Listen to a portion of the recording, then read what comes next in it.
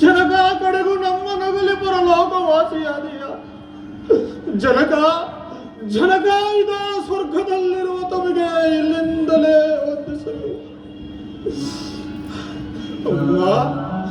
ಜನಕನ ಮರಣಕ್ಕೆ ಕಾರಣವೇನು ತಾಯಿ?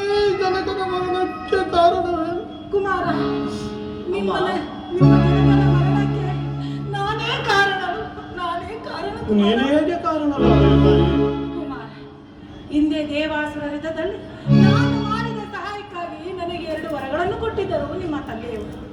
ಏನೆಂಬುದಾಗಿ ತಾಯಿ? ಕುಮಾರ, ಭರತನಿಗೆ ಪಟ್ಟಾಭಿಷೇಕ ಕಟ್ಟಬೇಕೆಂದು ರಾಮಚಂದ್ರನನ್ನು ಅರಣ್ಯವಾಸಕ್ಕೆ ಕಳಿಸಿ ಎಂದು ಕೇಳಿಕೊಂಡನು. ಕುಮಾರ, ಕೇಳಿಕೊಂಡನು. ಏನಂದ್ರೆ ರಾಮನಿಗೆ ನಿಶ್ಚಿತವಾದ ಪಟ್ಟಾಭಿಷೇಕವನ್ನು ತಪ್ಪಿಸಿ ನನಗಾಗಬೇಕೆಂತಲೂ